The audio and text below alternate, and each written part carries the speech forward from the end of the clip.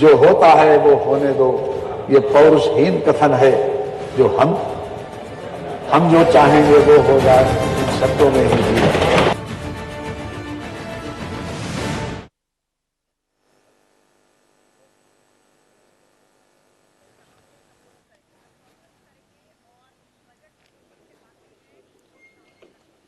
तो फिलहाल सीएम योगी कुछ ही देर में प्रेस कॉन्फ्रेंस करने जा रहे हैं। चंद मिनटों में आप ये तस्वीर देखिए।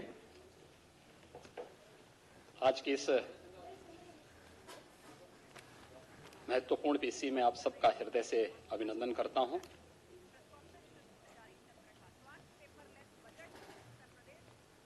उत्तर प्रदेश ही नहीं बल्कि देश के किसी भी राज्य के पहले पेपरलेस बजट के लिए प्रदेश के वित्त मंत्री श्री सुरेश खन्ना जी और उनकी पूरी टीम का मैं हृदय से अभिनंदन करता हूं। मुझे प्रसन्नता है कि आज से हमारी कैबिनेट भी ई कैबिनेट हो गई है। आज प्रातःकालीन सत्र में हमारा बजट पूर्व जो कैबिनेट की बैठक आयोजित हुई थी वह भी ई कैबिनेट थी और ई कैबिनेट के साथ ही आज आपने पेपरलेस बजट को पहली बार देखा है। मैं इसके लिए उन्हें बधाई देता हूं और आप सबको भी आपने इसका आनंद लिया होगा, इसके लिए भी आप सबको मैं बधाई देता हूं। मित्रों, एक लोक कल्याणकारी, विकासोन्मुख, सर्वसमावेशी बजट के लिए मैं वित्त मंत्री, वित्त राज्य मंत्री श्री संदीप सिंह, प्रदेश के अपर मुख्य सचिव वित्त और वित्तायुक्त श्रीमती राधा एस चौहान, वित्त विभाग की उनकी पूरी टीम को हृदय से बधाई देता हूं। यह बजट सबका साथ, सबका विकास और सबके विश्वास की उत्कृष्ट लोकतांत्रिक भावना से परिपूर्ण प्रदेश के तीव्र धारणीय एवं सर्वसमावेशी विकास के लिए मील का पत्थर साबित होगा। वैश्विक महामारी कोरोना के मध्य देश के सबसे बड़े राज्य के लिए यह बजट एक नई आशा, एक नई ऊर्जा और उत्तर प्रदेश की नई संभावनाओं को उड़ान देने का एक माध्यम बनेगा। खासतौर पर हर घर को नल, हर घर को बिजली, हर गांव में सड़क और हर गांव को डिजिटल बनाने के संकल्प के साथ ही हर खेत को पानी और हर हाथ को काम देने का संकल्प इस बजट में निहित है। यह बजट प्रदेश के गांव, गरीब, किसान, नौजवान, महिलाएं और समाज के प्रत्येक तबके का प्रतिनिधित्व करने वाला यह बजट है। आत्मनिर्भर उत्तर प्रदेश की भावना के अनुरूप यह बजट है। इसमें रोजगार की व्यवस्था, सभी वर्गों के उत्थान का इरादा, वंचितों, शोषितों एवं युवाओं के सुंदर भविष्य की रूपरेखा और उत्तर प्रदेश के नव निर्माण की संरचना भी इस बजट में निहित है। मैं इस शानदार बजट के लिए वित्त मंत्री जी को और अपर मुख्य सचिव वित्त और वित्तायुक्त जी को हृदय से बधाई देता हूं। प्रदेशवासियों को इतने शानदार बजट के लिए अपनी शुभकामनाएं भी देता हूं। बजट से जुड़ी हुई जो कुछ महत्वपूर्ण बातें हैं उनमें हम सब जानते हैं कि बजट का आकार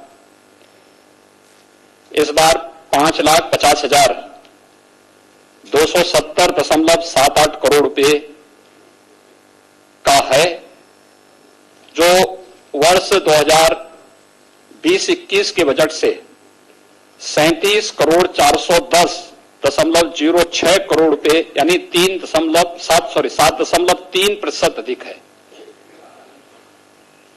अगर आप देखेंगे कि कोविड-19 के दौरान भी वित्तीय अनुशासन को बनाए रखते हुए प्रदेश के इंफ्रास्ट्रक्चर के डेवलपमेंट के साथ साथ लोक कल्याण की भावनाओं के साथ प्रत्येक तबके के हितों को इसके अंदर समाहित करते हुए महत्वपूर्ण कार्यक्रम कदम उठाए गए हैं।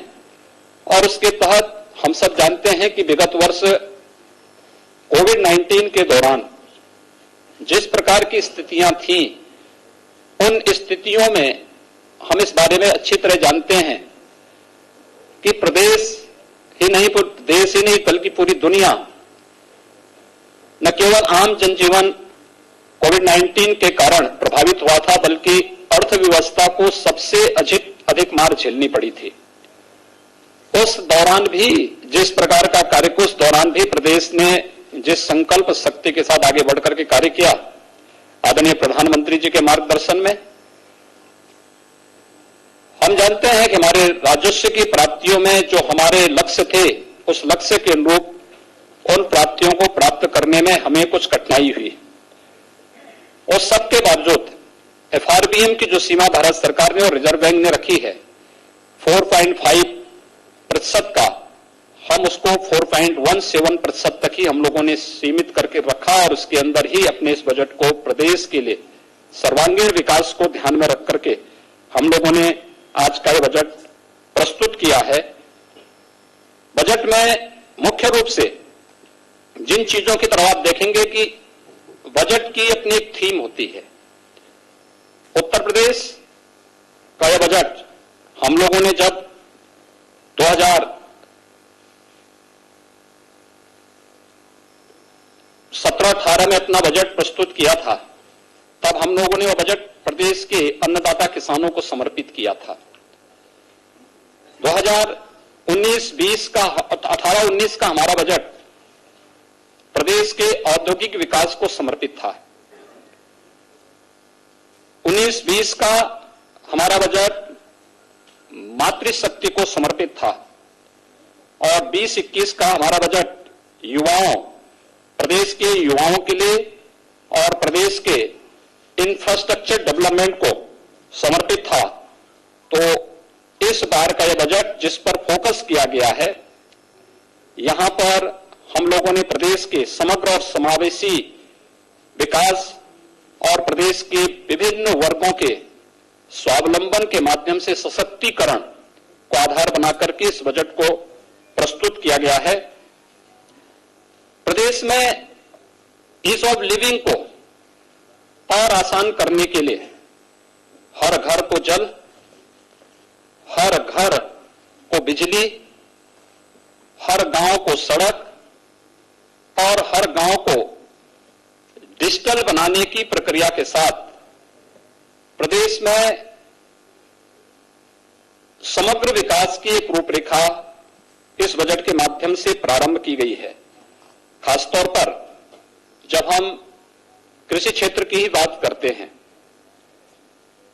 मुख्यमंत्री कृषक दुर्घटना कल्याण योजना को विस्तार दिया गया है। इसमें अब तक किसान आच्छादित था, अब किसान के साथ साथ किसान के परिवार का कमाऊ सदस्य,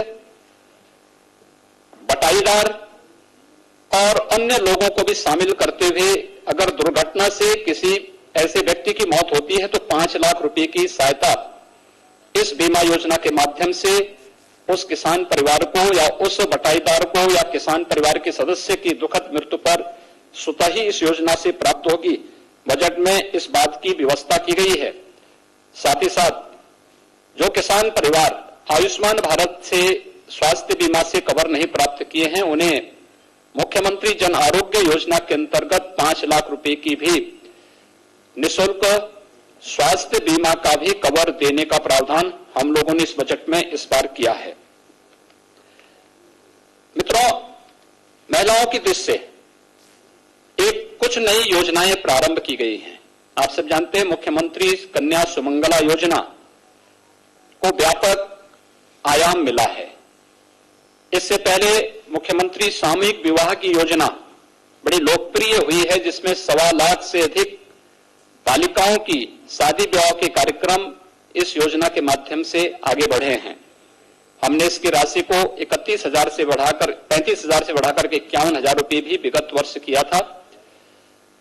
इस वर्ष मुख्यमंत्री सक्षम सुपोषण योजना एक नई योजना उन क्षेत्रों के लिए, उन लोगों के लिए लाई जा रही है। 6 महीने से लेकर 5 साल तक किसी भी बच्चे के लिए जो कुपोषित है, उस बच्चे को सुपोषित करने के लिए, या जो बालिकाएं स्कूल नहीं जा पाती हैं, 11 से 14 साल तक की उन बालिकाओं के लिए जो एनीमिया से पीड़ित हैं, उनके लिए भी इस बजट में एक प्रावधान किया गया है।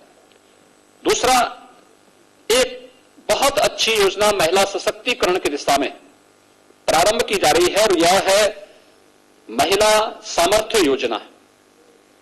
यह महिला सामर्थ्य योजना हम लोगों ने वर्ष 2019 में झांसी बुंदेलखंड में बलेनी मिल्क प्रोड्यूसर का वहां पे प्रारंभ किया था भारत सरकार के सहयोग से।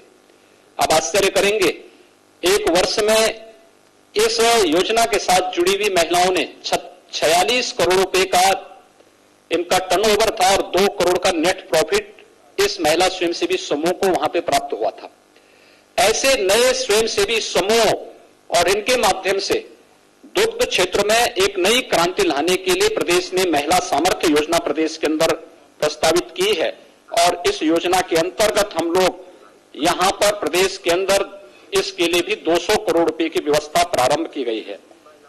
इसके अलावा प्रदेश के अंदर हम लोगों ने अन्य तमाम योजनाओं के साथ ही युवाओं के लिए, आप सब जानते हैं कि अभी हाल ही में हम लोगों ने प्रदेश के अंदर तमाम एक नई योजना युवाओं के लिए समर्पित की है और वह योजना है मुख्यमंत्री अभ्युदय योजना। प्रदेश के युवाओं को प्रतियोगी परीक्षाओं की तैयारी के लिए हम लोगों ने फिजिकल और वर्चुअल 2 प्रकार की सुविधा के लिए अभी तक 18 कमिश्नरी हेडक्वार्टर पे व्यवस्था प्रारंभ की है, जो हमारी बसंत पंचमी से क्लासेस फिजिकली वर्चुअली प्रारंभ हो चुकी हैं और उसके बहुत अच्छे परिणाम सामने आए हैं। लगभग 10 लाख लोग अब तक उससे जुड़ रहे हैं, वर्चुअली जुड़ रहे हैं। फिजिकली अभी ये संख्या, चूंकि स्थान और उसके लिए इंफ्रास्ट्रक्चर की स्थिति को देखते हुए इसमें हम लोग उसको क्रिएट कर रहे हैं, लेकिन फिर भी ये योजना प्रदेश के अंदर लोकप्रिय हुई है और अन्य राज्यों में भी इसकी डिमांड हुई है। हम लोगों ने एक व्यवस्था इसके साथ जोड़ी है। इन प्रतियोगी परीक्षाओं के लिए, चाहे वह यूपीएससी का हो या प्रदेश के पीसीएस का हो या फिर बैंकिंग का हो, रेलवे का हो या फिर नीट या आईआईटी जेईई के लिए या एनडीए सीडीएस के लिए जो बच्चे तैयारी करते हैं, तो उनको हम इसका एक प्लेटफॉर्म मुख्यमंत्री अभ्युदय योजना से प्रारंभ कर ही रहे हैं। लेकिन साथ साथ इसमें जो भी पात्रता की श्रेणी में बच्चे आएंगे उनके लिए टैबलेट की व्यवस्था भी हम लोगों ने इस योजना के अंतर्गत आज घोषित किया है। उन्हें एक एक टैबलेट भी उपलब्ध कराएंगे, क्योंकि जो बच्चे वर्चुअली इस क्लास के साथ जुड़ेंगे उनके लिए टैबलेट आवश्यक और टैबलेट की व्यवस्था का प्रावधान आज के इस बजट में उनके लिए किया गया है। इसके अलावा प्रदेश के अंदर 18 कमिश्नरी है। हमारे पास लखनऊ में देश का पहला सैनिक स्कूल है, 3 अन्य सैनिक स्कूल प्रस्तावित निर्माणाधीन है, एक गोरखपुर में प्रस्तावित है। लेकिन इस सब के बावजूद हमारे कुछ कमिश्नरी ऐसे हैं, 18 कमिश्नरी है और 18 कमिश्नरी में से जो कमिश्नरी शेष बची हैं जिनमें कोई सैनिक स्कूल नहीं, उसमें एक एक सैनिक स्कूल को भी हम लोगों ने आज प्रस्तावित किया है कि एक एक सैनिक स्कूल उस कमिश्नरी के अंदर किसी एक जनपद में स्थापित करने की कार्य योजना हम इसके साथ बनाएंगे। संस्कृत पढ़ने वाले बच्चों के लिए, उनके लिए सबसे बड़ी समस्या होती है कि उनकी लॉजिंग और फूडिंग की व्यवस्था नहीं हो पाती है, जिससे विद्यालयों में भी उपस्थिति नहीं रहती है और साथ साथ स्वाभाविक रूप से बच्चे नहीं आ पाते हैं तो विद्यालयों में भी उपस्थिति कम रहती है और उन बच्चों के सामने भी। अब हम लोगों ने एक व्यवस्था प्रारंभ की है। बजट में एक प्रावधान कर दिया गया कि जिन आश्रमों में सुविधा होगी तो गुरुकुल पद्धति से अगर वे लॉजिंग की व्यवस्था करेंगे तो उनकी लॉजिंग और फूडिंग के लिए सरकार इसके लिए व्यवस्था करेगी। और इसमें हम गुरुकुल पद्धति को पुनर्जीवित करने के लिए संस्कृत पाठ्यक्रम को और मजबूती से आगे बढ़ाने के उन बच्चों की लॉजिंग और फूडिंग की सुविधा के लिए सरकार इसमें सहयोग करेगी और ये कार्यक्रम आगे बढ़ेंगे। प्रदेश के अंदर खेलकूद और खेल विकास और खेलकूद के लिए भी प्रोत्साहन के लिए प्रदेश सरकार ने व्यवस्था की है।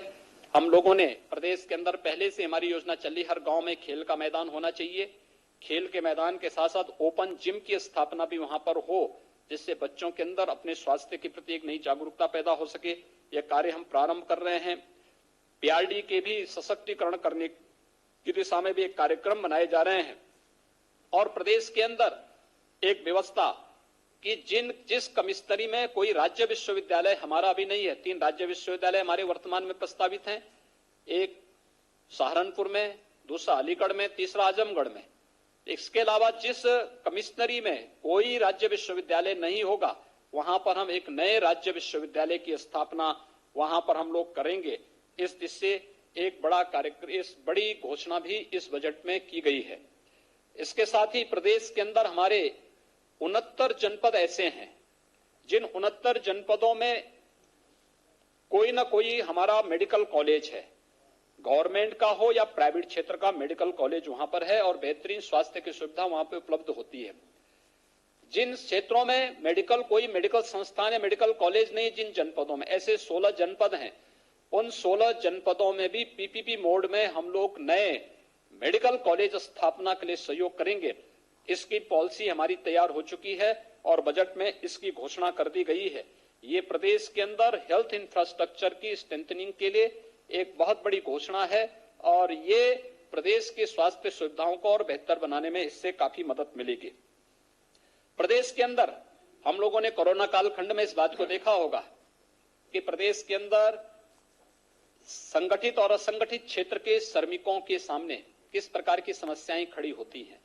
कोरोना जैसी महामारी के दौरान सारी व्यवस्था अस्त व्यस्त सी हो गई और बड़े पैमाने पर लोगों ने पलायन का रास्ता अपनाना प्रारंभ किया था। उस समय हम लोगों ने फ्री में राशन, भरण पोषण भत्ता और उनके आवागमन की व्यवस्था को सुनिश्चित करने का कार्य किया था। इस बार हम लोगों ने व्यवस्था की है कि संगठित और असंगठित क्षेत्र के मजदूरों को लो हम श्रम विभाग की योजनाओं से उन्हें आच्छादित करते हैं, जिनके लिए हम लोगों ने विगत वर्ष 18 अटल आवासीय विद्यालय उनके बच्चों के लिए प्रारंभ करने की कार्रवाई प्रारंभ की है। वर्तमान में उनकी भी कार्रवाई तेजी से चल रही है, जिसमें हम उन सभी बच्चों को जिनके रजिस्टर्ड श्रमिक हैं उनके बच्चों को ला करके 6 से 12वीं तक की और आवश्यकता पड़ेगी उससे आगे की भी व्यवस्था हम करेंगे। ढेर सारी योजनाएं उनके लिए हम पहले से चला रहे हैं। श्रम विभाग के द्वारा ही उन्हें हम न केवल उन लोगों को वहां पे हम लोगों ने पहले से ही स्वास्थ्य बीमा की बल्कि सामाजिक सुरक्षा की गारंटी भी वहां पर उपलब्ध कराई है। पहली बार असंगठित क्षेत्र के उन मजदूरों के लिए जिनकी संख्या अगर अकेले प्रदेश के अंदर ही हम देखेंगे लगभग 1 करोड़ से अधिक है। 40 लाख प्रवासी कामगार और श्रमिक तो केवल प्रदेश में ही आए थे कोरोना कालखंड में। इसके अलावा एग्रीकल्चर के क्षेत्र में काम करने वाले, ठेला, खोमचा, रेहड़ी लगाने वाले, पल्लेदार, कुली, ये जितने भी हैं ये असंगठित क्षेत्र के वे लोग हैं जिनका कोई पुरसा हल नहीं। प्रदेश सरकार ने एक व्यवस्था की है कि असंगठित क्षेत्र के हर व्यक्ति को हम लोग उनका रजिस्ट्रेशन की कार्रवाई करने जा रहे हैं और उन सभी को 2 लाख रुपए की सामाजिक सुरक्षा की गारंटी प्रदेश सरकार उन्हें उपलब्ध कराएगी। और साथ साथ प्रदेश के अंदर हम लोग असंगठित क्षेत्र के प्रत्येक व्यक्ति को जो असंगठित क्षेत्र का मजदूर है उसे 5 लाख रुपए की स्वास्थ्य बीमा की भी कवर मुख्यमंत्री जन आरोग्य योजना के अंतर्गत हम उन्हें देने जा रहे हैं। ये बड़ी योजनाएं इस क्षेत्र में उन लोगों के लिए उपलब्ध कराई जा रही हैं जो लोग अब तक इन सभी योजनाओं से वंचित थे और एक प्रकार से अव्यवस्थित से और खानाबदोशी उनके जीवन से था, उसको व्यवस्थित बनाने के लिए लगभग 1 करोड़ से अधिक असंगठित क्षेत्र के लोग और 1 करोड़ से अधिक संगठित क्षेत्र से जुड़े हुए मजदूर इससे लाभान्वित होंगे।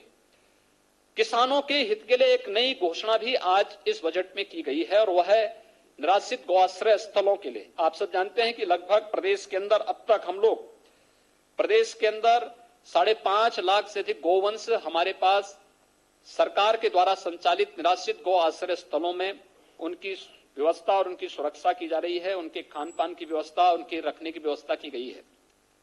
लेकिन हमने इसके साथ ही एक व्यवस्था और की थी जिसमें मुख्यमंत्री निराश्रित बेसहारा गोवंश सहभागिता योजना थी।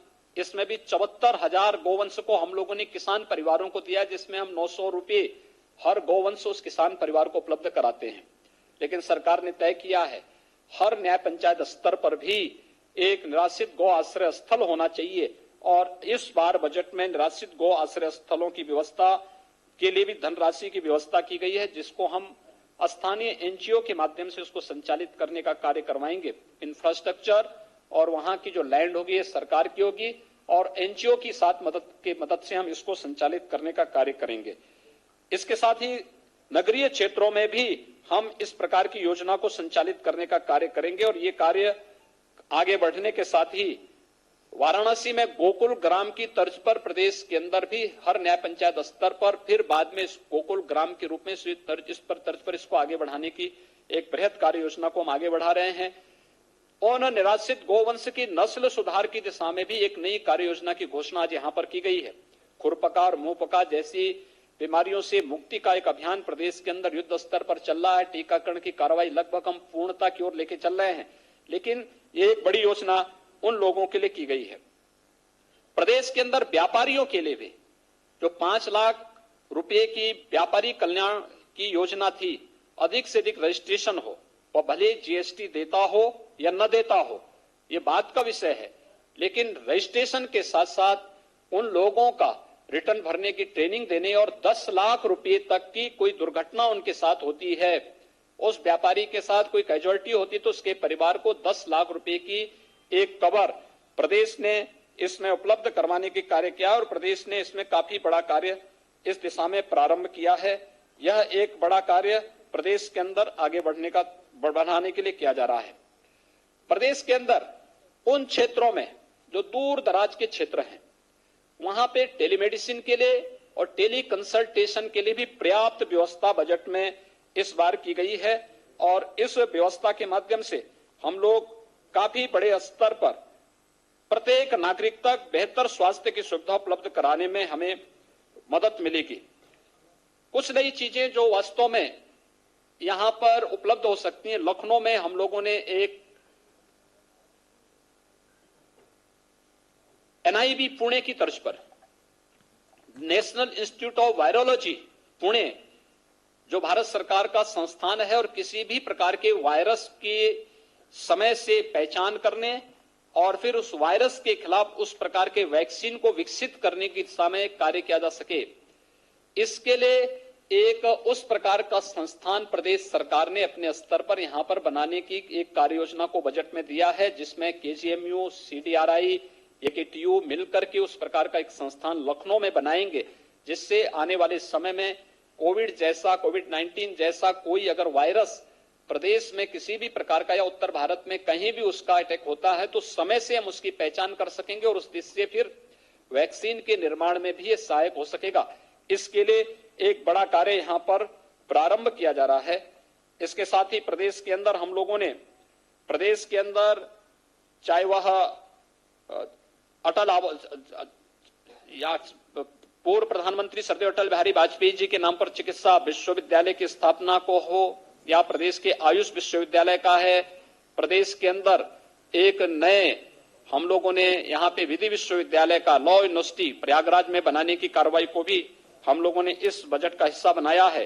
तो साथ ही साथ केजीएमयू में institute of virology and infectious disease के साथ ही एक एसजीपीजीआई के लिए भी एक डायबिटीज रेटिनोपैथी की एक नई घोषणा इस बजट में की गई है, जो स्वास्थ्य क्षेत्र में एक उच्च स्तरीय बेहतरीन सुविधा यहां पर उपलब्ध कराने की दिशा में एक नया कार्य यहां पर उपलब्ध कराने में काफी मदद करेगा।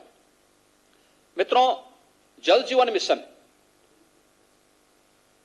हर घर नल पहुंचाने की योजना है। जल जीवन मिशन प्रारंभ होने के समय उत्तर प्रदेश का आच्छादन 2% से कम था और आज इसको हम तेजी से आगे बढ़ा रहे हैं और इसलिए व्यापक कार्य योजना। हमारा यह मानना है कि अगर व्यक्ति को शुद्ध पेयजल उपलब्ध हो जाए तो आधी से अधिक बीमारी उसकी दूर हो जाती है। हम लोगों ने पूर्वी उत्तर प्रदेश में आदरणीय प्रधानमंत्री जी के मार्गदर्शन में, उनकी प्रेरणा से इंसेफ्लाइटिस की समस्या का समाधान करने में काफी बड़ी मदद हमें मिली है। इसमें हमारे 2 आधार थे। एक था स्वच्छ भारत अभियान, हर परिवार के पास एक शौचालय उपलब्ध कराना, और दूसरा था शुद्ध पेयजल की आपूर्ति।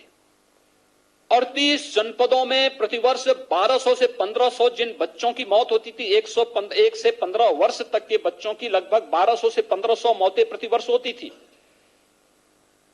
पिछले 4 वर्ष के दौरान अंतर विभागीय समन्वय के माध्यम से हम लोगों ने एक जो प्रयास प्रारंभ किया, उसका परिणाम है बीमारी में 75% नियंत्रण करने और मौत पर 95% तक नियंत्रण करने में हमें सफलता प्राप्त हुई है।